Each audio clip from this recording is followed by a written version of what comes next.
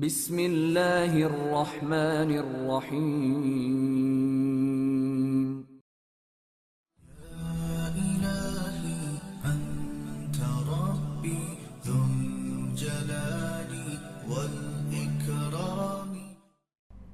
آج کے سائنسی دور میں اس عمل کو برین واشنگ کہتے ہیں، لیکن آج کی سائنس دل و دماغ پر وہ اثرات پیدا نہیں کر سکتی جو حسن بن صباح نے اس دور میں پیدا کیے تھے۔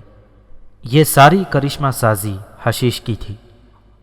پہلے تو تمام عمرا اور علماء نے اپنے ساتھ محافظ رکھنے شروع کر دیے تھے، لیکن جب باطنیوں کی قتل و غارت بڑھی تو عمرا وزراء اور سالاروں وغیرہ نے کپڑوں کے اندر زرہ پہننی شروع کر دی تھی۔ یہ حفاظتی اقدام ایک ضرورت بن گیا تھا اور پھر اس نے ایک رواج کی صورت اختیار کر لی۔ عام لوگ بھی کپڑوں کے نیچے زرہیں پہننے لگے تاکہ خنجر یا تیر جسم تک نہ پہنچ سکے۔ ہزارہ باطنی قتل کیے جا چکے تھے، لیکن مسلمان پہلے کی طرح قتل ہو رہے تھے۔ رے کا شہر بچا ہوا تھا۔ ایک روز حجاج کا ایک قافلہ رے میں داخل ہوا۔ وہ لوگ حج کا فریضہ ادا کر کے واپس آ رہے تھے۔ اس میں کئی ملکوں کے حجاج تھے۔ اس قافلے میں ہندوستان کے مسلمان بھی تھے۔ یہ قافلہ یوں لگتا تھا جیسے ماتمی جلوس ہو۔ ان میں بیشتر لوگ آہو فریاد کر رہے تھے اور بہت سے ایسے تھے جن کی آنکھوں سے آنسو بہے جا رہے تھے۔ انہوں نے بتایا کہ رے سے تھوڑی ہی دور ان کا قافلہ لوٹ لیا گیا ہے۔ یہ بھی معلوم ہوا کہ قافلے پر حملہ کرنے اور لوٹنے والے باطنی تھے۔ امیر شہر نے اسی وقت اپنی فوج اس طرف روانہ کر دی جس طرف سے یہ قافلہ آ رہا تھا، لیکن 7-8 دنوں بعد فوج واپس آ گئی اور پتہ چلا کہ ڈاکوؤں کا کہیں بھی سراغ نہیں ملا، اور جس جگہ قافلے کو لوٹا گیا تھا وہاں بے شمار لاشیں پڑی ہوئی تھیں، اور ان لاشوں کو جنگل کے درندے اور گدھ کھا رہے تھے۔ 1.5-2 مہینے گزرے تو ایک اور قافلہ رے میں داخل ہوا اور پتہ چلا کہ اس قافلے کو بھی باطنیوں نے لوٹ لیا ہے۔ اس قافلے میں تاجروں کی تعداد زیادہ تھی اور چند ایک کنبے بھی اس قافلے کے ساتھ جا رہے تھے جن میں کم عمر اور جوان لڑکیاں بھی تھیں۔ باطنی انہیں اپنے ساتھ لے گئے تھے۔ مسئلہ یہ پیدا ہو جاتا تھا کہ قافلے کے لٹنے کی اطلاع شہر میں اس وقت پہنچتی جب لٹیرے اپنا کام کر کے اپنے ٹھکانے پر پہنچ جاتے تھے۔ وہ سب گھوڑوں پر سوار ہوتے تھے۔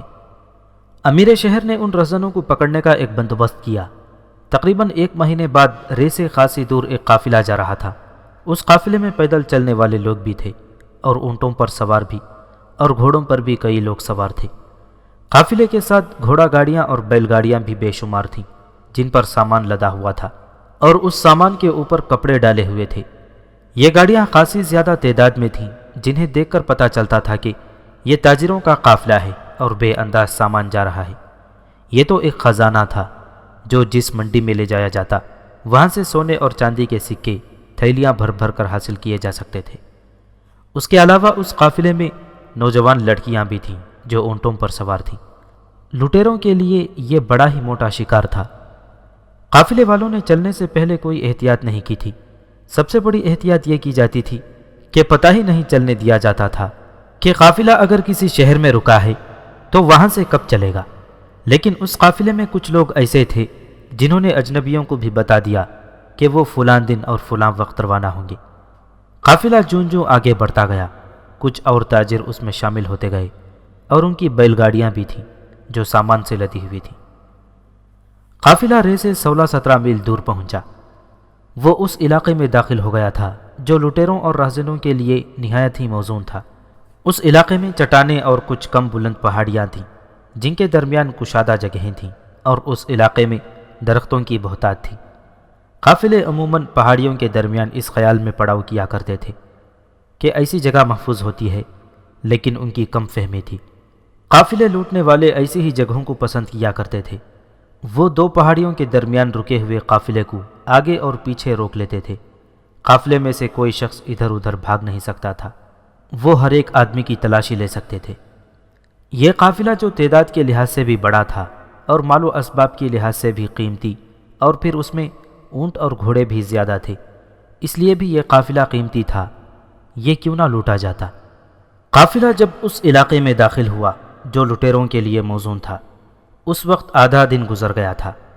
عام خیال یہ تھا کہ قافلے رات کو اس وقت لوٹے جاتے ہیں جب یہ کسی پڑاؤ میں ہوتے ہیں، لیکن اس قافلے کے ساتھ یوں ہوا کہ اچانک سامنے سے بھی اور پیچھے سے بھی بے انداز گھوڑ سوار نمودار ہوئے اور انہوں نے قافلے کو گھیر لیا۔ لٹیرے جانتے تھے کہ قافلے والے اپنے دفاع میں کچھ نہیں کر سکتے۔ اگر قافلے کے ہر فرد کے پاس ہتھیار ہوتے تو بھی وہ لوگ لڑنے سے گھبراتے تھے، کیونکہ لڑنے کی صورت میں لٹیرے انہیں قتل کر دیتے تھے۔ جان بڑی عزیز ہوتی ہے۔ ہر فرد کی یہ کوشش ہوتی تھی کہ وہ اپنا سب کچھ لٹیروں کے حوالے کر دے اور اپنی اور اپنے بچوں کی جانیں اور اپنی عورتوں کی عزت بچا لے۔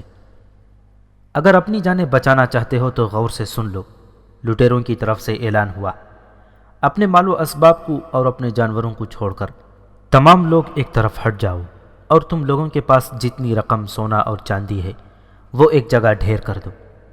اگر ہماری بات نہیں مانو گے تو تمہاری لاشیں یہاں پڑی ہوئی ہوں گی۔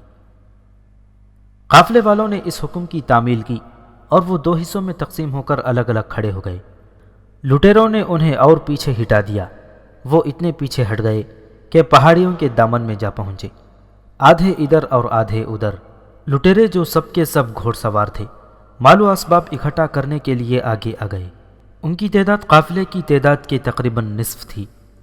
لٹیرے گھوڑوں سے اترے اور بیل گاڑیوں اور گھوڑا گاڑیوں کے اوپر سے کپڑا اتار کر دیکھنے لگے کہ یہ کیا مال ہے۔ ان میں سے چند ایک اس طرف چل پڑے تھے جہاں قافلے کی نوجوان لڑکیاں سکتے کے عالم میں کھڑی تھیں اور وہ اپنے آدمیوں کے پیچھے چھپنے کی کوشش کر رہی تھیں۔ جو ہی لٹیروں نے ترپال اٹھانے شروع کیے، ترپالوں کے نیچے سے بہت سے آدمی نکلے اور وہ لٹیروں پر ٹوٹ پڑے۔ لٹیروں نے اپنی تلواریں اور خنجر وغیرہ نہیں نکالے تھے۔ وہ تو بہت خوش تھے کہ تلواروں کے بغیر ہی اتنا قیمتی سامان انہیں مل گیا تھا، لیکن جو آدمی ترپالوں کے نیچے سے نکلے وہ تلواروں اور برچھیوں سے مسلح تھے۔ انہوں نے لٹیروں کا قتل عام شروع کر دیا اور انہیں ہتھیار نکالنے کی مہلت ہی نہ دی۔ قافلے کے گرد لوگوں کو الگ کھڑا کر دیا گیا تھا۔ انہوں نے بھی تلواریں نکال لیں اور لٹیروں پر حملہ کر دیا۔ لٹیروں کے لیے اب فرار کے سوا کوئی راستہ نہ تھا، لیکن قافلے والے انہیں اس راستے پر جانے ہی نہیں دے رہے تھے۔ قافلہ لوٹنے والوں کو معلوم نہ تھا یہ کوئی قافلہ نہیں تھا، بلکہ یہ رے کی فوج ہے اور اس کے ساتھ کوئی سامان نہیں۔ قافلے میں لڑکیاں تو لٹیروں کے لیے کشش پیدا کرنے کی خاطر شامل کی گئی تھیں۔ یہ قافلہ جہاں سے چلا تھا وہاں اسی مقصد کے لیے ہر کسی کو بتایا گیا تھا کہ قافلہ فلاں وقت یہاں سے چلے گا اور پڑاؤ فلاں جگہ ہوگا۔ یہ دراصل لٹیروں تک پیغام پہنچانے کا طریقہ تھا۔ تھوڑی سی دیر میں رے کے ان فوجیوں نے جو مختلف لباسوں میں آئے تھے لٹیروں کو کاٹ کر پھینک دیا۔ ان میں سے کوئی ایک بھی زندہ نہ نکل سکا۔ فوجیوں نے ان کے گھوڑے پکڑ لیے اور ساتھ لے آئے۔ یہ بھی پتہ چل گیا کہ یہ لٹیرے تمام کے تمام باطنی تھے۔ پتہ اس طرح چلا کہ ان میں جو زخمی تھے ان میں بہت سے ایسے نکلے جو موت سے ڈر گئے تھے۔ وہ منتیں کرتے تھے کہ انہیں جان سے مار دیا جائے یا اٹھا کر اپنے ساتھ لے جائیں اور ان کے زخموں کی مرہم پٹی کریں، اور وہ آئندہ اس کام سے توبہ کر لیں گے۔ فوجیوں نے ان زخمیوں سے کہا کہ وہ اتنا بتا دے کہ وہ کون ہیں اور کہاں سے آئے ہیں۔ انہوں نے بتا دیا کہ وہ باطنی ہیں اور حسن بن صباح کے حکم سے قافلے لوٹتے ہیں۔ انہوں نے یہ بھی بتایا کہ قافلوں سے جو مال اور جو رقم وغیرہ لوٹی جاتی ہے وہ سب قلعہ علمود پہنچا دی جاتی ہے۔ حاکم رے نے حکم دیا تھا کہ ان لٹیروں میں سے 2-3 زخمیوں کو اپنے ساتھ لے آئیں۔ ان سے وہ حسن بن صباح کے کچھ راز معلوم کرنا چاہتا ہے۔ ان فوجیوں نے 3 آدمیوں کی عارضی مرہم پٹی کر دی اور ایک گھوڑا گاڑی میں ڈال کر انہیں رے لے آئے۔ انہیں ایک کمرے میں لٹا دیا گیا اور طبیب کو بلایا گیا۔ امیر رے بھی وہاں پہنچ گیا۔ اگر تم زندہ رہنا چاہتے ہو تو ہمیں ہر بات سچ سچ بتا دو، امیر رے نے ان زخمیوں سے پوچھا۔ اگر تمہیں اپنی جانیں عزیز نہیں تو میں تمہیں بہت ہی بری موت ماروں گا۔ تمہارے زخموں پر نمک چھڑکا جائے گا اور تم تڑپ تڑپ کر مرو گے۔ تینوں نے کہا کہ وہ سب کچھ بتا دیں گے، ان کے زخموں کا کچھ علاج کیا جائے۔ وہ بہت بری طرح زخمی تھے اور نیم غشی کی حالت میں باتیں کر رہے تھے۔ ان میں 2 نوجوان تھے اور ایک ادھیڑ عمر تھا۔ حاکم رے نے طبیب سے کہا کہ ان کی مرہم پٹی اس طرح کی جائے کہ جیسے یہ شاہی خاندان کے افراد ہوں۔ طبیب نے اسی وقت مرہم پٹی شروع کر دی۔ اے امیر شہر، ادھیڑ عمر آدمی نے مسکراتے ہوئے کہا، میں آپ کو سارے راز دے دوں گا۔ میں جانتا ہوں کہ ہمیں زندہ نہیں چھوڑا جائے گا، لیکن میں پھر بھی ہر بات صحیح اور سچ بتا دوں گا۔ ہمیں موت سے نہ ڈرا اے امیر، اور زندگی کا لالچ نہ دے۔ میں ہر بات بتاؤں گا، اور اس سے پہلے میں یہ بتا دیتا ہوں کہ جو طوفان قلعہ علمود سے اٹھا ہے اسے آپ کی فوج اور اسے سلطان کی فوج اور اسے سلطنت سلجوقیہ کی ساری فوج نہیں روک سکتی۔ امیر رے نے دیکھا کہ یہ زخمی بے ہوش نہیں اور اتنا زیادہ زخمی ہونے کے باوجود ٹھیک ٹھیک بول رہا ہے، تو اس نے سوچا کہ اس سے ابھی پوچھ لیا جائے جو پوچھنا ہے۔ طبیب نے اپنے 2-3 شاگردوں کو بھی بلوا لیا، اور جب وہ آئے تو انہیں کہا گیا کہ وہ ان جوان زخمیوں کے زخم صاف کر کے مرہم پٹی کر دیں۔ رے کے امیر کے اشارے پر ادھیڑ عمر آدمی کو ایک اور کمرے میں لے گئے اور طبیب نے اس کے تمام کپڑے اتروا کر مرہم پٹی شروع کر دی۔ امیر رے بھی ان کے ساتھ تھا۔ امیر رے نے اسے کہا کہ حسن بن صباح کی یہ تنظیم کس طرح چلتی ہے کہ اتنی دور بیٹھا ہوا وہ اتنے بڑے علاقے میں باطنیوں کو اپنی مرضی کے مطابق حرکت میں لا رہا ہے اور فدائی اپنی جانیں قربان کر دیتے ہیں۔ امیر شہر ادھیڑ عمر زخمی باطنی نے کہا، آپ خدا سے ڈرتے ہیں لیکن حکم ابلیس کا مانتے ہیں۔ میں آپ کی بات نہیں کر رہا، میں ہر انسان کی بات کر رہا ہوں۔ آپ زاہد اور پارسا ہو سکتے ہیں لیکن ہر انسان ایسا نہیں ہو سکتا۔ کیا آپ نہیں سمجھتے کہ ایسا کیوں ہوتا ہے؟ صرف اس لیے کہ خدا میں عام لوگ وہ کشش نہیں دیکھتے جو ابلیس میں ہے۔ آپ مجھے ابلیس کا پجاری کہہ لیں۔ شیخ الجبل حسن بن صباح کہتا ہے کہ خدا اپنے بندوں کو وعدوں پر ٹالتا ہے۔ وہ جنت کا وعدہ کرتا ہے لیکن اس کے لیے مرنا ضروری ہے۔ یہ بھی ضروری ہے کہ ساری عمر نیکیوں اور ثواب کے کاموں میں گزار دو تو جنت ملے گی۔ لیکن ہمارا شیخ الجبل حسن بن صباح کہتا ہے کہ وہ ہے جنت، جاؤ اس میں داخل ہو جاؤ۔ میں اس جنت میں رہ چکا ہوں۔ شیخ الجبل وعدے نہیں کرتا، وہ دیتا ہے۔ اسے آپ ابلیس کہتے ہیں، ہم اسے امام کہتے ہیں۔ اس باطنی نے پر اعتماد لہجے میں حسن بن صباح اور اس کی تنظیم اور اس کے طریقہ کار کے متعلق سب کچھ بتا دیا۔ یہ بھی بتایا کہ قلعہ علمود کے اندر کیا ہے، کتنی فوج ہے اور اس کے حفاظتی انتظامات کیا ہیں۔ یہ بھی بتا دیا کہ قافلوں کو لوٹنے والے باطنی الگ ہیں جن کا صرف یہی کام ہے، وہ جو کچھ لوٹتے ہیں قلعہ علمود چلا جاتا ہے۔ اس طرح اس شخص نے ہر ایک بات بتا دی۔ اور میں آپ کو یہ بھی بتا دیتا ہوں امیر شہر، اس نے کہا، میں پہلے کہہ چکا ہوں کہ آپ شیخ الجبل کا کچھ نہیں بگاڑ سکتے۔ سلطان برقیارق کے ایک سالار اوریزی نے قلعہ وسم کوہ کو محاصرے میں لے رکھا ہے۔ 6 مہینے ہو چکے ہیں، ابھی تک وہ قلعے کی دیواروں تک نہیں پہنچ سکا۔ اس نے پہنچنے کی کوشش کی تو اپنے بہت سے سپاہیوں کو مروا کر پیچھے ہٹ آیا۔ اس کا محاصرہ کامیاب نہیں ہو سکا۔ اگر ہو بھی گیا تو شیخ الجبل کو کوئی نقصان نہیں پہنچے گا۔ کیا شیخ الجبل نے وسم کوہ کا محاصرہ توڑنے اور پسپا کرنے کا کوئی انتظام نہیں کیا؟ امیر شہر نے پوچھا۔ میں صحیح جواب نہیں دے سکوں گا، باطنی نے کہا۔ اگر 6 مہینے گزر جانے کے باوجود شیخ الجبل نے قلعہ وسم کوہ کو بچانے کے لیے کوئی انتظام نہیں کیا تو اس کا مطلب یہ ہے کہ اسے معلوم ہے کہ سلجوقی سالار یہ قلعہ نہیں لے سکے گا۔ میں اپنے امام شیخ الجبل کے ساتھ رہا ہوں، میں اس کی فطرت سے اچھی طرح واقف ہوں۔ اس نے قلعہ وسم کوہ کو نظر انداز نہیں کیا تھا، بلکہ اسے پوری امید ہے کہ سلجوقی سالار اپنا ہر ایک سپاہی مروا کر خود ہی وہاں سے مایوس اور ناکام ہو کر واپس آ جائے گا۔ طبیب اس باطنی کی مرہم پٹی کرتا رہا، وہ بولتا رہا اور امیر رے سنتا رہا۔ مرہم پٹی ہو چکی تو امیر رے اور طبیب باہر نکل آئے۔ کچھ دور آ کر امیر رے رک گیا اور طبیب سے پوچھا کہ اس باطنی نے جو باتیں کی ہیں ان کے متعلق اس کا کیا خیال ہے؟ امیر محترم، بوڑھے طبیب نے جواب دیا، عمر گزر گئی ہے مریضوں اور زخمیوں کا علاج کرتے کرتے، آپ اس کی باتوں کے متعلق میری رائے پوچھ رہے ہیں، اور آپ غالباً اس پر بھی حیران ہو رہے ہیں کہ اس نے اس قسم کی باتیں کس قدر پر اعتماد اور بے تکلف لہجے میں کی ہیں۔ لیکن میں حیران ہوں کہ اتنا زیادہ خون نکل چکا ہے کہ اسے زندہ نہیں رہنا چاہیے تھا، لیکن یہ زندہ ہے اور اس کا دماغ اس کے جسم سے زیادہ زندہ ہے۔ اسے کہتے ہیں جذبہ اور عقیدہ۔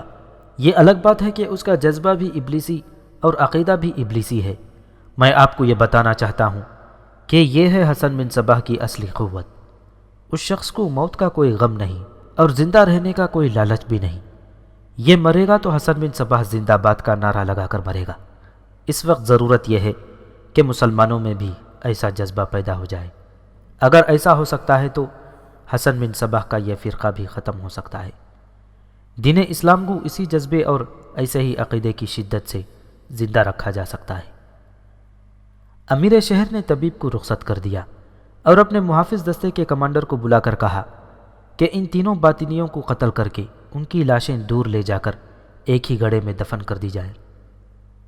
سالار اوریزی کو قلعہ وسم کوہ کا محاصرہ کیے 6 مہینے گزر گئے تھے۔ قلعے کا دفاع اتنا مضبوط تھا کہ قلعہ سر ہوتا نظر نہیں آ رہا تھا۔ سالار اوریزی اپنے ساتھ غیر معمولی طور پر دلیر جانبازوں کا لشکر لے گیا تھا۔ ان جانبازوں کا ایک گروہ قلعے کا دروازہ توڑنے کے لیے دروازے تک پہنچ گیا تھا۔ انہوں نے ہتھوڑوں اور کلہاڑوں سے دروازے پر ضربیں لگائیں، لیکن اوپر سے باطنیوں نے ان پر جلتی ہوئی لکڑیاں اور انگارے پھینکے۔ چند ایک جانبازوں کے کپڑوں کو آگ لگ گئی، وہ پیچھے کو بھاگے۔ اوپر سے باطنیوں نے ان پر تیروں کا مہ برسا دیا، اور شاید ہی اس گروہ میں سے کوئی جانباز زندہ واپس آیا ہوگا۔ ایسی قربانی ایک بار نہیں متعدد بار دی گئی۔ جانباز کسی اور دروازے تک پہنچتے لیکن زندہ واپس نہ آ سکے۔ سالار اوریزی نے سرنگ کھودنے کی بھی سوچی، لیکن یہ کام آسان نہیں تھا۔ پھر بھی اس نے سرنگ کھودوانی شروع کر دی۔ وہ جانتا تھا کہ سرنگ دیوار کے نیچے سے قلعے کے اندر تک چلی بھی گئی تو سارے کا سارا لشکر ایک ہی بار اس سرنگ کے ذریعے قلعے تک نہیں پہنچا جا سکے گا۔ 3 4 جانباز سرنگ میں سے اندر جائیں گے اور باطنی جس جوش و خروش کا مظاہرہ کر رہے ہیں انہیں ختم کرتے چلے جائیں گے۔ لیکن سالار اوریزی کا خیال تھا کہ یہ قربانی تو دینی ہی پڑے گی۔ سالار اوریزی کو ایک اور خطرہ بھی نظر آ رہا تھا۔ پہلے بیان ہو چکا ہے کہ مرو سے کوچ سے پہلے یہ مشہور کر دیا گیا تھا کہ سالار اوریزی اپنے لشکر کو قلعہ ملاز خان پر قبضہ کرنے کے لیے لے جا رہا ہے۔ اسے توقع یہ تھی کہ حسن بن صباح قلعہ ملاز خان کے دفاع کو مضبوط کرنے میں لگ جائے گا اور اتنی دیر میں وہ قلعہ وسم کوہ کو سر کر لے گا، لیکن وہاں تو آدھا سال گزر گیا تھا۔ خطرہ یہ تھا کہ حسن بن صباح کو پتہ چلے گا کہ اسے دھوکہ دیا گیا ہے اور اصل میں وسم کوہ کو محاصرے میں لیا گیا ہے، تو وہ اپنا ایک لشکر محاصرے پر حملے کے لیے بھیج دے گا۔ اس خطرے کے پیش نظر سالار اوریزی کی نظر پیچھے بھی رہتی تھی۔ اسے ہر روز یہ توقع ہوتی تھی کہ آج باطنیوں کا لشکر عقب سے ضرور ہی نمودار ہو کر ہلہ بول دے گا، لیکن ہر روز کا سورج غروب ہو چکا تھا اور سالار اوریزی اور زیادہ پریشان ہو جاتا کہ رات کو حملہ آئے گا۔ اسی میں 6 مہینے گزر گئے تھے۔ حسن بن صباح کو 1 مہینے کے اندر اندر پتہ چل گیا تھا کہ اسے دھوکہ دیا گیا ہے۔ وہ تو ممکن ہی نہیں تھا کہ اسے پتہ ہی نہ چلتا۔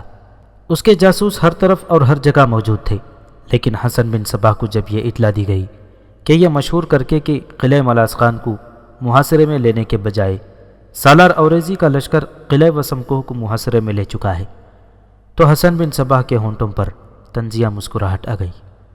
ان سلجوقیوں کی عقل جواب دے گئی ہے، حسن بن صباح نے کہا۔ انہوں نے ہمیں یہ دھوکہ اس امید پر دیا ہوگا کہ وہ قلعہ وسم کوہ پر چند دنوں میں قبضہ کر لیں گے۔ قلعہ وسم کوہ کو محاصرے میں لیا جا سکتا ہے، لیکن سلجوقی لشکر کا کوئی ایک سپاہی بھی اس قلعے کے اندر داخل نہیں ہو سکے گا۔ انہیں زور آزمائی کرنے دو۔ یا امام، اس کے جنگی مشیر نے کہا، کیا ہم یوں نہ کریں کہ ان کے محاصرے پر حملہ کر دیں؟ ابھی نہیں، حسن بن صباح نے کہا تھا، انہیں اپنی طاقت وہیں زائل کر لینے دو۔ ہم جب دیکھیں گے کہ اب ان کا دم خم ٹوٹ گیا ہے اور ان کا آدھا لشکر وسم کوہ کے تیر اندازوں کا نشانہ بن چکا ہے تو ہم حملے کی سوچیں گے۔ انہیں اپنا دل خوش کر لینے دو۔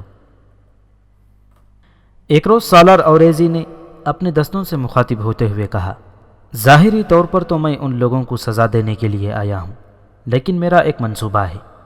وہ یہ ہے کہ یہ قلعہ میرے ہاتھ میں آ جائے تو میں اسے اپنا ایک مضبوط اڈا یا ٹھکانہ بنا لوں گا۔ یہاں سے میں باطنیوں کے خلاف مہم شروع کروں گا، لیکن اس قلعے کے اندر قافلے لوٹنے والے ڈاکو ہیں جو لڑنا اور مرنا جانتے ہیں۔ ان کے پاس تیروں کا ذخیرہ ختم ہی نہیں ہو رہا، اور ان کے پاس پھینکنے والی برچیاں بھی ہیں جو شاید کچھ اور عرصہ ختم نہیں ہوں گی۔ میں تقریباً آدھا لشکر مروا چکا ہوں، لیکن قلعہ ہاتھ میں آتا نظر نہیں آتا۔ مجھے خطرہ یہ نظر آ رہا ہے کہ کسی بھی روز میرے اس محاصرے پر عقب سے حملہ ہو جائے گا۔ میں پورا مقابلہ کروں گا، لیکن میرا اور میرے لشکر کا بچ نکلنا ممکن نظر نہیں آتا۔ پیچھے سے حملہ ہو جائے گا؟ مزمل افندی نے پوچھا۔ ہاں مزمل بھائی، سالار اوریزی نے جواب دیا۔ میں حیران ہوں کہ اب تک حسن بن صباح نے یہ کارروائی کیوں نہیں کی۔ اگر میں اس کی جگہ ہوتا تو فوراً محاصرے کو مزید فوج بھیج کر محاصرے میں لے لیتا۔ محاصرہ کرنے والی فوج کو محاصرے میں لے لیا جائے تو اس لشکر کا بچ نکلنا مشکل ہو جاتا ہے۔ مزمل آفندی گہری سوچ میں کھو گیا تھا۔ اس نے سالار اوریزی کے ساتھ کچھ باتیں کی اور بن یونس کو ساتھ لے کر واپس چل پڑا۔ ایک برطانوی تاریخ نویس کے مطابق 15-16 دن گزرے ہوں گے کہ سالار اوریزی نے گھوڑوں کے ٹاپ سنے۔ اس نے پیچھے دیکھا تو ایک گھڑ سوار لشکر سر پر چلا آ رہا تھا۔ سالار اوریزی جو خطرہ محسوس کر رہا تھا وہ آ گیا تھا۔ اس نے فوری طور پر اپنے لشکر کو جو قلعے کا محاصرہ کیے ہوئے تھا محاصرے سے ہٹا کر ایک جگہ اکٹھا کر لیا اور پھر اسے ایک جنگی ترتیب میں دے لی۔ عقب سے یا باہر سے حملے کی صورت میں اپنے لشکر کو اس طرح اکٹھا کرنا ضروری تھا، ورنہ محاصرے میں لشکر بندہ بندہ ہو کر بکھرا رہتا۔ جب گھڑ سوار لشکر قریب آیا تو دیکھا کہ آگے آگے 2 سواروں کے ہاتھوں میں حسن بن صباح کے پرچم تھے۔ سوار نعرے بھی باطنی فرقے کے لگا رہے تھے۔ سالار اوریزی نے اپنے لشکر کو قلعے سے اور پیچھے ہٹا لیا اور دیکھنے لگا کہ لڑنے کے لیے زمین کون سی موزوں ہے۔ وہ قلعے سے زیادہ دور نہیں ہٹا۔ بڑی پھرتی سے اس نے اپنے بچے کچے لشکر کو 3 حصوں میں تقسیم کر لیا، 2 کو آگے رکھا اور ایک حصے کو ان دونوں کے پیچھے بھیج دیا۔ اب اس کا لشکر مقابلے کے لیے تیار تھا۔ گھڑ سوار لشکر قلعے کے ایک اور پہلو کی طرف چلا گیا اور رک کر بڑی پھرتی سے جنگی ترتیب میں آ گیا۔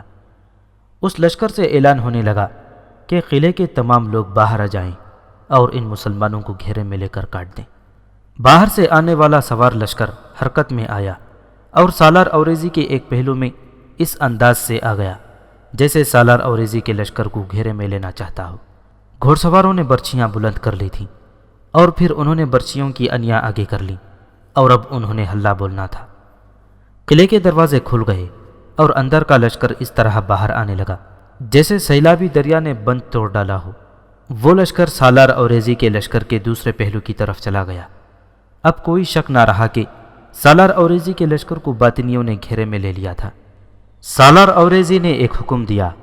یہ حکم سنتے ہی اس کا لشکر آگے کو دوڑ پڑا اور اس کا ایک حصہ قلعے کے کھلے ہوئے دروازوں کے اندر چلا گیا اور اندر سے دروازے بند کر لیے۔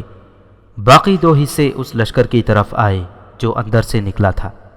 باہر سے جو گھوڑ سوار لشکر آیا تھا اس نے یہ حرکت کی کہ قلعے کے اندر سے آنے والے لشکر پر ہلہ بول دیا۔ دوسرے پہلو سے سالار اوریزی نے ہلہ بول دیا۔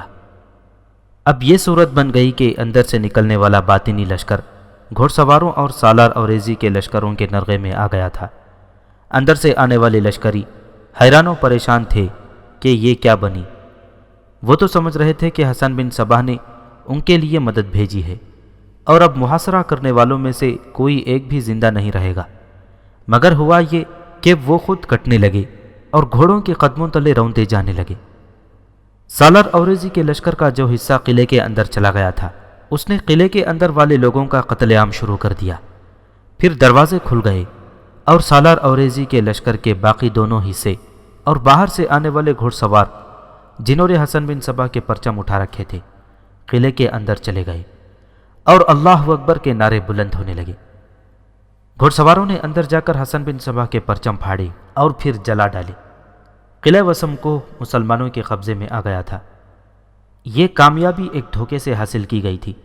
دھوکہ یہ تھا کہ مزمل آفندی نے سالار اوریزی سے پوچھا تھا کیا پیچھے سے حملہ آ سکتا ہے، اور اوریزی نے کہا تھا کہ کسی دن بھی پیچھے سے حملہ ہو جائے گا۔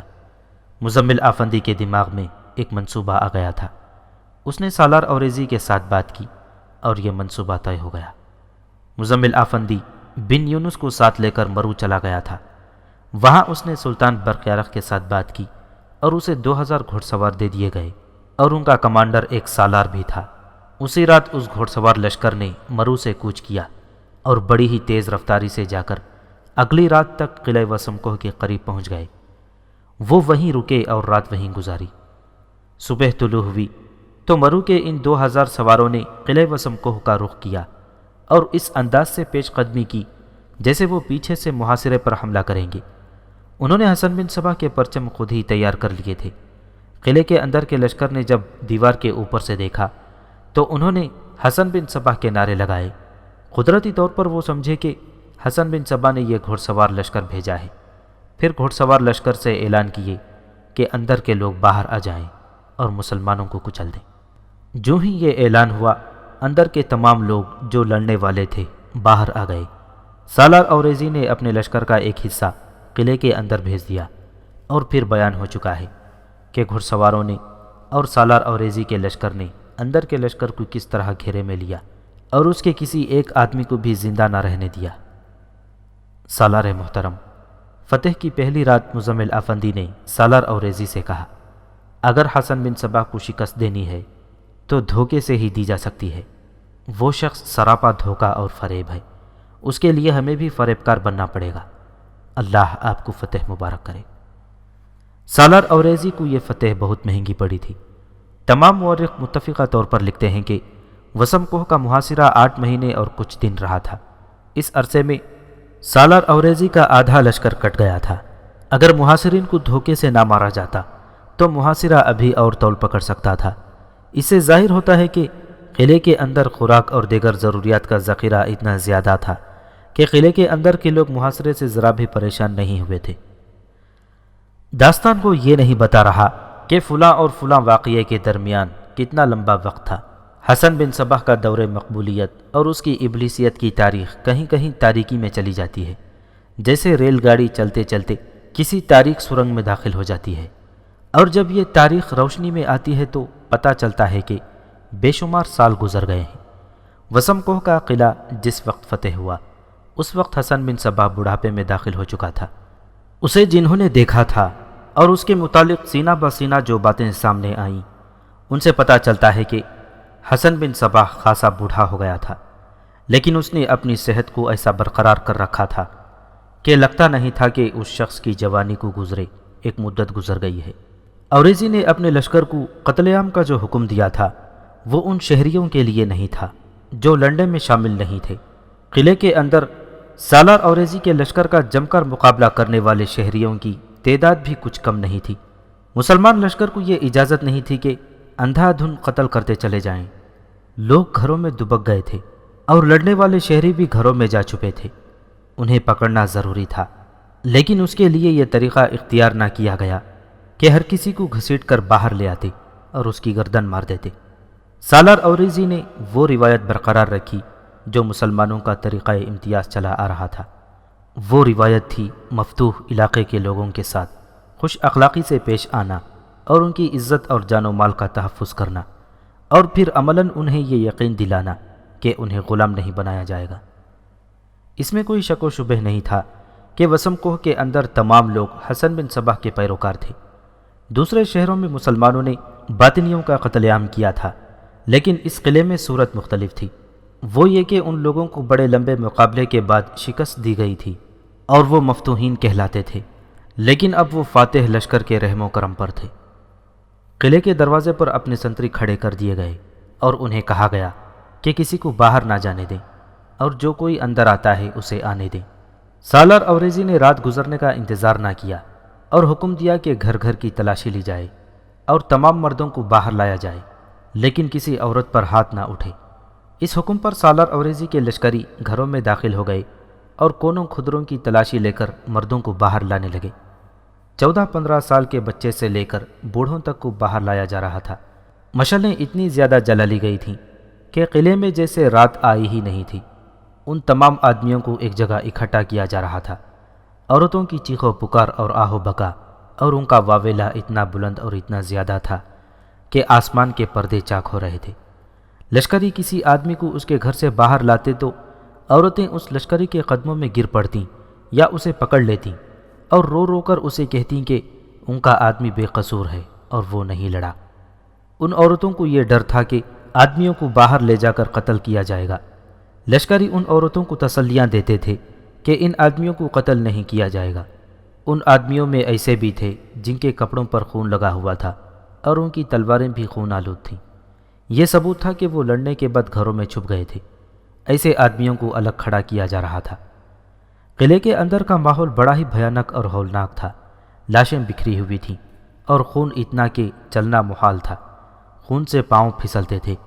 ان لاشوں میں ایسے زخمی بھی تھے جو اٹھنے کے قابل نہیں تھے، وہ بڑا ہی کربناک واویلا بپا کر رہے تھے اور پانی پانی کی آوازیں صاف سنائی دے رہی تھیں۔ سالار اوریزی نے اپنے لشکر کے ایک حصے کو اس کام پر لگا دیا کہ اپنے زخمیوں کو اٹھا کر اس جگہ پہنچائی جہاں مرہم پٹی کا انتظام کیا تھا، اور اپنے شہیدوں کی لاشیں ایک جگہ رکھ دیں۔ سالار اوریزی نے یہ بھی کہا تھا کہ کسی باطنی زخمی کو پانی نہیں پلانا۔ قلعے کے اندر سبھی باطنی تھے، اور ان کا قصور صرف یہ نہ تھا کہ انہوں نے سالار اوریزی کے لشکر کا مقابلہ کیا تھا، بلکہ ان کا اصل جرم یہ تھا کہ وہ ایک لمبے عرصے سے قافلوں کو لوٹ رہے تھے۔ کوئی قافلے والا مزاحمت کرتا تو اسے یہ لوگ قتل کر دیتے تھے اور ان کی جوان بیٹیوں کو اپنے ساتھ لاتے تھے۔ انہیں جینے کا حق نہیں دیا جا سکتا تھا۔ جب ان لوگوں کو ایک جگہ اکٹھا کیا جا رہا تھا تو عورتیں چیختی چلاتی اور باز سینہ کو بھی کرتی وہاں پہنچ گئیں اور سالار اوریزی کو گھیر لیا۔ وہ سب وہی کہہ رہی تھیں کہ ان کے آدمی بے گناہ ہیں۔ سالار اوریزی نے آگے ہو کر ان آدمیوں سے کہا کہ ان میں جو لٹیرے اور ڈاکو ہیں اور جنہوں نے قافلے لوٹے ہیں وہ خود ہی آگے آ جائیں۔ ان میں ایسے آدمی تو صاف پہچانے جا رہے تھے جن کی تلواریں خون آلود اور جن کے کپڑوں پر بھی خون کے چھینٹے تھے۔ انہیں آگے کر لیا گیا اور چند ایک اور آدمی آگے آ گئے۔ سالار اوریزی نے ایک بار پھر کہا کہ خود ہی آگے آ جاؤ، ورنہ جب انہیں شناخت کرایا جائے گا تو ان کی جان بخشی نہیں کی جائے گی۔ عورتوں نے جب سالار اوریزی کا یہ حکم سنا اور دیکھا کہ کئی ڈاکو اور رہزن آگے نہیں آ رہے تو وہ ان لوگوں کے درمیان چلی گئیں اور ایک ایک کو پکڑ کر آگے دھکیلنے لگیں۔ وہ تو جانتی تھیں کہ ان میں اصل مجرم کون کون ہیں۔ ان کا لشکر اور ان کے دوسرے ساتھی قلعے کے باہر کاٹ دیے گئے تھے۔ ان میں سے اگر کچھ نکل بھاگے بھی ہوں گے تو ان کی تعداد آٹے میں نمک کے برابر تھی۔ بعض باطنیوں کو قلعے کے برجوں میں سے نکال کر لایا جا رہا تھا، وہ وہاں چھپے ہوئے تھے۔ مزمل آفندی اور بن یونس بھی سالار اوریزی کے ساتھ تھے۔ وہ دونوں تو بہت ہی مسرور تھے، ان کی چال 100% کامیاب رہی تھی۔ میرے بھائیوں، سالار اوریزی نے انہیں کہا، میں قلعہ علمود سے آنے والی ہواؤں میں یہ خطرہ اب بھی سونگ رہا ہوں کہ حسن بن صباح ہم پر حملہ ضرور کرے گا۔ اسے یہ اطلاع تو مل ہی جائے گی کہ قلعہ وسم کو اس کے ہاتھ سے نکل کر ہمارے ہاتھ میں آ گیا ہے۔ اس کی پیش بندی کر لینی چاہیے۔ مزمل نے کہا، اگر آپ چاہیں تو میں صبح ہی مرو کو روانہ ہو جاؤں گا اور وہاں سے کمک لاؤں گا۔ میں مرو سے مزید فوج نہیں منگوانا چاہتا، سالار اوریزی نے کہا۔ مرو میں فوج کم ہوئی تو وہ شہر بھی خطرے میں آ سکتا ہے۔ ہم یوں کریں گے کہ صبح اپنے سوار لشکر کو قلعے کے باہر مقیم کر دیں گے تاکہ اچانک حملہ آ جائے تو وہ محاصرے تک نوبت ہی نہ آنے دیں۔ قلعہ وسم کو وسیع و عریض تھا، اس میں غیر فوجی آبادی بھی خاصی زیادہ تھی۔ ایک کشادہ میدان تھا جس میں لوگوں کو پکڑ پکڑ کر لایا جا رہا تھا اور ان کی شناخت ہو رہی تھی۔ سالار اوریزی کی فوج کا ایک عہدیدار تھا جس کا نام شمیر ابلق تھا۔ تاریخ میں اس کا یہ نام تو آیا ہے لیکن یہ نہیں لکھا کہ وہ کہاں کا رہنے والا تھا۔ نام سے ظاہر ہے کہ وہ سلجوقی نہیں، ترک نسل سے تھا۔ اس کا دادا ان سلجوقیوں میں سے تھا جنہوں نے سلطنت سلجوقیہ کی بنیاد رکھی تھی۔ اس کی عمر 40 سال کے لگ بھگ تھی۔ اس کے ساتھ 4 سپاہی تھے اور وہ دیوار پر جا کر قلعے کے برجوں کی تلاشی لے رہا تھا۔ اس کے ساتھ 2 سپاہیوں کے ہاتھوں میں مشلیں تھیں۔ وہ 2 برجوں میں سے 3-4 باطنیوں کو پکڑ کر نیچے بھیج چکا تھا۔ قلعے کے بڑے دروازے کے اوپر ایک اور کمرہ نما برج بنا ہوا تھا جو اونچا بھی تھا اور لمبا چوڑا بھی۔ شمیر اپنے ساتھیوں کے ساتھ اس برج میں داخل ہوا تو اس نے دیکھا کہ اس کے اندر سیڑھیاں تھیں جو اس برج کی اوپر والی منزل کو جاتی تھیں۔ وہ جب سیڑھیاں چڑھنے لگا تو اس کے ایک سپاہی نے سیڑھیوں کے نیچے دیکھا، وہاں کچھ سامان اور بستر وغیرہ پڑے ہوئے تھے۔ اس سپاہی کو یوں شک ہوا تھا جیسے اس نے ان اشیاء کے انبار کے پیچھے 2 چمکتی ہوئی آنکھیں دیکھی ہوں۔ سپاہی سیڑھیوں پر جانے کے بجائے سیڑھیوں کے نیچے جھک کر دیکھنے لگا۔ وہاں واقعی ایک آدمی تھا جو چھپا ہوا تھا۔ سپاہی کے کہنے پر وہ باہر نکل آیا۔ اس کے کپڑے پر خون کے چھینٹے تھے لیکن اس کے ہاتھ میں تلوار نہیں تھی۔ سپاہی نے اسے کہا کہ اپنی تلوار لے آؤ ورنہ اسے زندہ جلا دیا جائے گا۔ وہ پھر سیڑھیوں کے نیچے گیا اور اشیاء کے انبار کے نیچے سے تلوار اٹھا کر لے آیا۔ تلوار خون آلود تھی۔ اس نے تلوار فرش پر پھینک دی۔ شمیر ابلک آدھی سیڑھی چڑھ چکا تھا، وہ وہیں سے نیچے اتر آیا۔ یہ آدمی شمیر ابلک کی ہی عمر کا تھا اور بڑا ہی صحت مند تھا۔ اس کے چہرے پر کرخت سے تاثرات تھے اور یوں لگتا تھا جیسے وہ جلاد ہو۔ تم بے گناہ نہیں ہو سکتے، شمیر ابلک نے کہا۔ تمہارا چہرہ بتا رہا ہے کہ تم ڈاکو اور رہزن ہو اور نہ جانے کتنے لوگوں کو اب تک قتل کر چکے ہو۔ تمہاری تلوار بتا رہی ہے کہ تم آج ہمارے خلاف لڑے تھے۔ چلو نیچے۔ ہاں میں ڈاکو ہوں، اس نے کہا، اور میں حسن بن صباح کا پیروکار بھی ہوں۔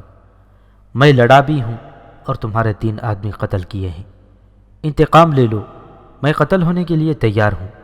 میں جانتا تھا کہ میرا انجام یہی ہوگا، لیکن ایک بات سن لو، مجھے قتل کرو گے تو اپنا نقصان کرو گے، اور اگر زندہ رہنے دو گے تو تمہیں اتنا خزانہ ملے گا کہ ایک قلعہ خرید سکو گے۔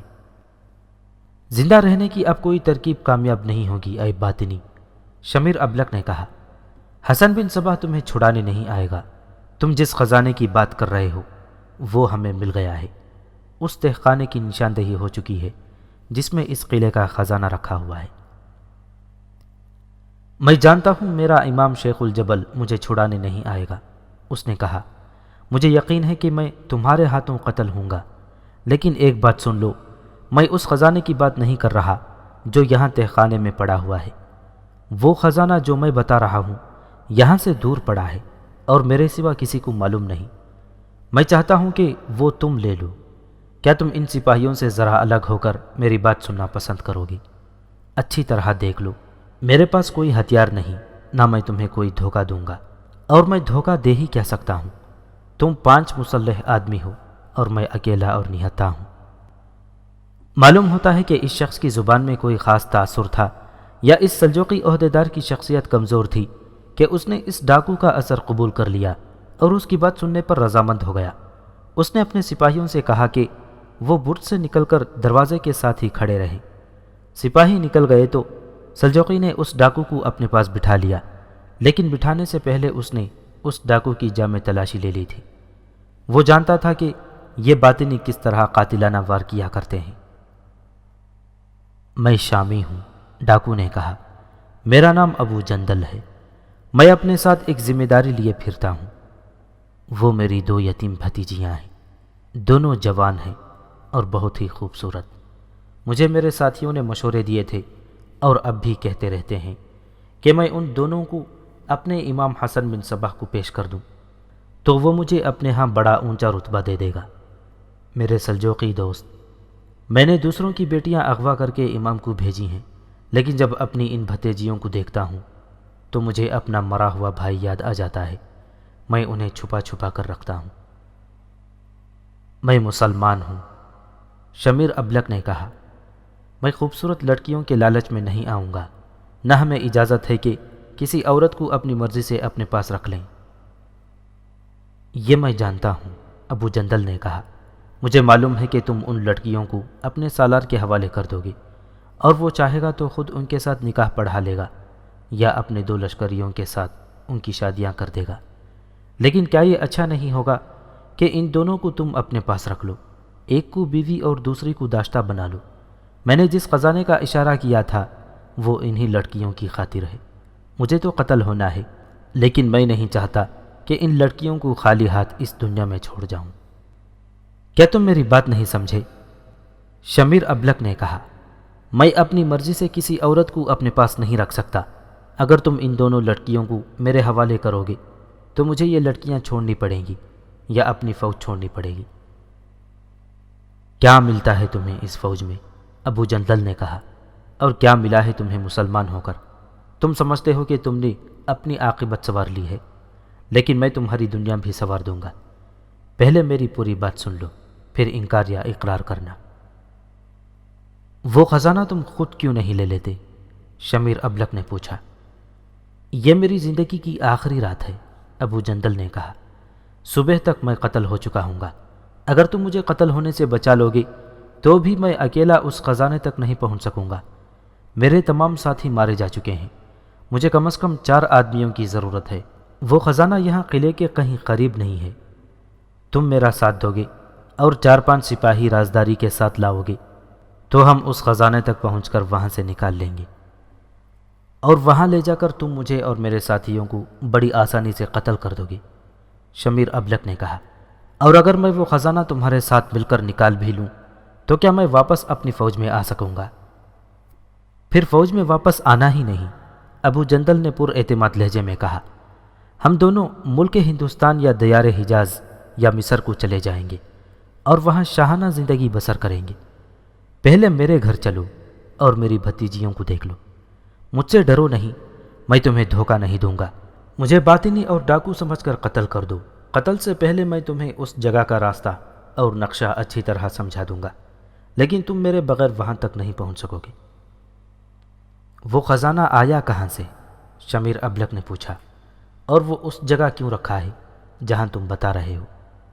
آج میں ہر بات سچی اور کھری کر رہا ہوں، ابو جندل نے کہا، میں پیشہ ور ڈاکو اور رہزن ہوں، یہ میرا آبائی پیشہ ہے، میرے باپ کا بھی یہی کام تھا اور دادا کا بھی، اور شاید دادے کا دادا بھی یہی کام کرتا ہوگا۔ اس علاقے میں حسن بن صبا کا عقیدہ پھیل گیا اور اس کے اپنے ڈاکو قافلوں کو لوٹنے لگے تو میں مجبور ہو کر اس کے گروہ میں شامل ہو گیا۔ اب ہم لوگ الگ تھلگ قافلوں کو لوٹ نہیں سکتے تھے، ہمیں حسن بن صبا کی پشت پناہی اور مدد حاصل ہے۔ میں نے حسن بن صبا کے پاس جا کر اس کے ہاتھ پر بیعت کر لی اور اس کا مرید ہو گیا، لیکن آج تک مجھے یہ بات بالکل پسند نہیں کہ ہم جتنا مال لوٹتے تھے وہ سارے کا سارا قلعہ علمود بھیجنا ہوتا تھا، اس میں سے ہمیں تھوڑا سا حصہ مل جاتا تھا۔ میں نے اپنے پرانے گروہ کے آدمیوں سے کہا کہ لوٹ مار ہم کریں اور خطرے میں ہم اپنے آپ کو ڈالیں اور مال سارے کا سارا دوسرے لے جائیں، تو کیوں نہ ہم یہ کام ہی چھوڑ دیں یا اپنے امام کو دھوکہ دیں اور آدھے سے زیادہ مال خود رکھا کریں۔ میرا پرانا گروہ بھی امام کے گروہ کے ساتھ مل گیا تھا۔ میں نے اپنے ان پرانے ساتھیوں کے ساتھ یہ بات کی تو انہیں میری بات اچھی لگی۔ ہم نے یوں کرنا شروع کر دیا کہ کسی قافلے کو لوٹتے تھے تو لوٹ مار کے دوران میرے گروہ کے 2-3 آدمی سونا چاندی اور نقدی اپنے پاس چھپا کر وہاں سے کھسک جاتے اور بہت دور نکل جاتے تھے۔ یہ مال وہ کہیں زمین میں دبا دیتے تھے۔ کچھ دنوں میں میں اپنے کچھ آدمیوں کو ساتھ لے کر وہاں جاتا اور مال نکال کر اس جگہ پر پہنچا دیتا جو میں نے تفصیل بتائی ہے۔ ہم لوگ ایک دوسرے کو دھوکہ نہیں دیا کرتے۔ آج تک میرے کسی آدمی نے یوں نہیں کیا کہ یہاں سے غائب ہو جاتا اور اس جگہ سے خزانہ نکال لے جاتا۔ یہ ہے حقیقت اس خزانے کی۔ یہ تو مان لیا، شمیر ابلک نے کہا، لیکن میں تم پر اعتبار کس طرح کروں؟ تم باطنی ہو اور باطنی پر بھروسہ کرنے کا نتیجہ اس کے سوا کچھ نہیں ہوتا کہ انسان قتل ہو جاتا ہے۔ میرے بھائی، ابو جندل نے کہا، میرا کوئی مذہب نہیں، نہ کوئی عقیدہ ہے۔ میں نے تمہیں بتایا ہے کہ حسن بن صبا ہماری پشت پناہی کرتا تھا اور پناہ بھی دیتا تھا۔ اب ایک کھری بات سن لو، تم مسلمان ہو اور امید پر کوئی برا کام نہیں کرنا چاہتے کہ مر جاؤ گے تو خدا تمہیں جنت میں داخل کر دے گا۔ خدا نے آسمانوں میں جنت بنائی ہے، لیکن ساری عمر نیک پاک رہو گے تو تم اس جنت کے حقدار بن سکو گے۔ اس کا کیا اعتبار کہ خدا کی جنت کا وجود ہے کہ نہیں؟ تم یہ وعدہ کر ہی نہیں سکتے کہ تم نے کبھی گناہ نہیں کیا۔ انسان دانستہ طور پر بھی گناہ کر گزرتا ہے۔ حسن بن صبا نے زمین پر جنت بنا دی ہے، میں نے یہ جنت دیکھی ہے، لیکن اس میں جانے کی کبھی خواہش نہیں کی۔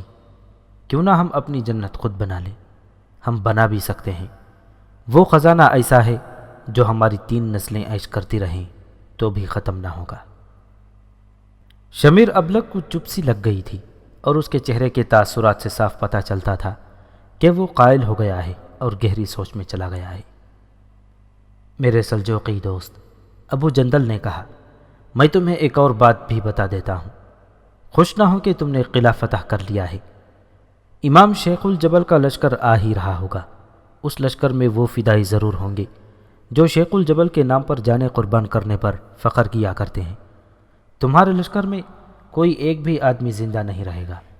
اس قلعے میں خزانہ بھرا ہوا ہے جو تمہیں معلوم ہو گیا کہ تہ خانے میں ہے، لیکن تمہیں یہاں سوائے موت کے کچھ نہیں ملے گا۔ یہ سارا خزانہ اگر یہاں سے مرو چلا بھی گیا تو تمہیں کیا ملے گا؟ کچھ بھی نہیں۔ یہ سلطان کی ملکیت ہوگا۔ میرے گھر چلو تم دیکھو گے کہ میری 2 بھتیجیوں کے سوا وہاں کوئی بھی نہیں۔ ویسے بھی ہمیں گھر جانا چاہیے، کہیں ایسا نہ ہو کہ میری بھتیجیوں کو تمہارے دوسرے لشکری لے جائیں اور سالار کے حوالے کر دیں۔ تم جب ان لڑکیوں کو اپنے سالار کی ملکیت میں دیکھو گے تو پچھتاؤ گے کہ تم نے پہلے انہیں کیوں نہ دیکھ لیا اور کیوں نہ انہیں غائب کر دیا۔ ہاں، شمیر ابلک نے کہا، ہمیں چلنا چاہیے۔ میرے سپاہی یہ نہ سوچیں کہ معلوم نہیں ہم آپس میں کیا ساز باز کر رہے ہیں۔ تم یہیں بیٹھو، میں ان کے ساتھ بات کر لوں۔ شمیر ابلک ابو جندل کو وہیں بیٹھا چھوڑ کر باہر نکلا اور اس نے اپنے 4 سپاہیوں کے ساتھ یہ ساری باتیں کی جو اس کے ساتھ ابو جندل نے کی تھیں۔ وہ خود ذمہ دار عہدیدار تھا لیکن قائل ہو گیا تھا۔ یہ تو سپاہی تھے، انہوں نے دیکھا کہ اس کا عہدیدار خزانے اور 2 لڑکیوں کے چکر میں آ گیا ہے تو اس کا ساتھ دینا ہی بہتر ہے۔ کیا آپ نے یقین کر لیا ہے کہ یہ شخص ہمیں دھوکہ نہیں دے گا؟ ایک سپاہی نے کہا۔ یہ اکیلا ہے اور ہم 5 ہیں، شمیر ابلک نے کہا، اور ہم نے اسے نہتہ کر دیا ہے۔ میرا ساتھ دو اور اس بات کو راز میں رکھنا۔ شمیر ابلک برج میں گیا اور ابو جندل کو ساتھ لے کر باہر نکل گیا۔ شمیر ابلک نے اسے کہا کہ وہ ایسے راستے سے اپنے گھر کو چلے کہ انہیں کوئی دیکھ نہ سکے۔ ابو جندل اس قلعے کی بھول بھلیوں سے اچھی طرح واقف تھا۔ وہ انہیں قلعے کی دیوار کے ایسے حصے میں لے گیا جہاں کوئی دیکھنے والا نہ تھا۔ ابو جندل انہیں ادھر سے اتار کر ایک اندھیرے راستے میں اپنے گھر لے گیا۔ اس نے اپنے گھر کے دروازے پر دستک دی تو اندر سے کوئی جواب نہ ملا۔ دروازہ اندر سے بند تھا۔ اس نے بار بار دستک دی تو بھی اندر خاموشی رہی۔ وہ سمجھ گیا کہ لڑکیاں ڈر کے مارے دروازہ نہیں کھول رہی۔ آخر اس نے بلند آواز سے لڑکیوں کو پکارا، تب دروازہ کھلا۔ ابو جندل نے اندر جاتے ہی کہا کہ گھبرائے نہیں، یہ اپنے دوست ہیں۔ شمیر ابلک نے اپنے ساتھیوں سے کہا کہ وہ صحن میں ہی رہیں اور خود وہ ابو جندل کے ساتھ ایک کمرے میں چلا گیا۔ کمرے میں فانوس جل رہا تھا۔ ابو جندل نے دونوں لڑکیوں کو بلایا۔ شمیر ابلک نے لڑکیوں کو دیکھا تو دیکھتا ہی رہ گیا۔ وہ تو بالکل جوان اور بہت ہی خوبصورت لڑکیاں تھیں۔ دیکھو لڑکیوں، ابو جندل نے لڑکیوں سے کہا، یہ مسلمان فوج کے کمانڈر ہیں، انہوں نے میری جان بخشی کر دی ہے اور تمہاری ذمہ داری بھی اپنے سر لے لی ہے۔ دونوں لڑکیاں شمیر ابلک کی طرف لپکیں اور اپنے بازو اس کے گلے میں ڈال دیے، اور ایک لڑکی اس کے ایک طرف اور دوسری طرف بیٹھ گئی اور اپنے گال اس کے گالوں سے ملنے لگیں جیسے وہ ان کے خون کے رشتے کا کوئی عزیز ہو۔ ان لڑکیوں نے ایسے والہانہ پن کا عملی طور پر اظہار کیا کہ شمیر ابلک تو جیسے ہپنوٹائز ہو گیا ہو۔ باہر کا دروازہ بڑی زور سے کھلا اور کسی کی آواز آئی، کہاں ہے ابو جندل؟ باہر آ جا او باطنی ڈاکو۔ 2 آدمی بڑی تیز تیز چلتے اس کمرے میں آ گئے جہاں شمیر ابلک ابو جندل کے سامنے بیٹھا ہوا تھا۔ ان آدمیوں کے آنے سے پہلے ہی شمیر ابلک اٹھ کھڑا ہوا تھا اور لڑکیاں دوڑ کر دوسرے کمرے میں چلی گئی تھیں۔ ان آدمیوں نے شمیر ابلک کو دیکھا تو ٹھٹک کر پیچھے ہٹ گیا۔ وہ اس کے اپنے لشکر کے 2 لشکری تھے۔ میں اس گھر کی تلاشی لے چکا ہوں، شمیر ابلک نے کہا۔ میرے ساتھ 4 لشکری ہیں، یہاں کوئی باطنی نہیں، نہ کوئی ڈاکو ہے۔ یہ شخص تاجر ہے اور چند دنوں بعد یہاں سے چلا جائے گا۔ تم لوگ جاؤ، میں ذرا اور تسلی کر کے آؤں گا۔ لشکریوں نے دیکھا کہ ان کا ایک عہدیدار پہلے ہی یہاں موجود ہے تو وہ اس کو سلام کر کے چلے گئے۔ اب بتاؤ ابو جندل، شمیر ابلک نے پوچھا، وہ جگہ کہاں ہے؟ ابو جندل نے اسے بتانا شروع کر دیا کہ وہ جگہ کتنی دور ہے اور وہاں تک ہم کس طرح پہنچیں گے اور وہ علاقہ کیسا ہے وغیرہ۔ یہ دونوں لڑکیاں ہمارے ساتھ ہوں گی، ابو جندل نے کہا۔ ہم سب گھوڑوں پر سوار ہوں گے، 2 گھوڑے فالتو ساتھ ہونے چاہیے۔ وہ بڑے وزنی بکس ہیں، ایک ایک ان گھوڑوں پر لاد لیں گے اور کچھ سامان ہم اپنے اپنے گھوڑوں پر رکھ لیں گے۔ ہمیں 1-2 دنوں میں ہی نکل جانا چاہیے، شمیر ابلک نے کہا۔ 2-3 دن اور باہر سے لاشیں اٹھانے اور انہیں ٹھکانے لگانے کا کام ہوتا رہے گا۔ یہاں سے نکل جانے کے لیے یہ موقع اچھا ہے۔ ابو جندل نے کہا کہ 2 فالتو گھوڑوں کا انتظام وہ کر لے گا اور راستے کی خوراک کا بندوبست بھی کرے گا۔ اس کے پاس گھوڑوں کی کمی نہیں تھی۔ شمیر ابلک اپنے 4 سپاہیوں کو ساتھ لے کر وہاں سے چلا گیا۔ اس نے سپاہیوں کو بھی تیار کر لیا تھا۔ انہوں نے تیار تو ہونا ہی تھا کیونکہ شمیر ابلک نے انہیں اچھا خاصا حصہ دینے کا وعدہ کیا تھا۔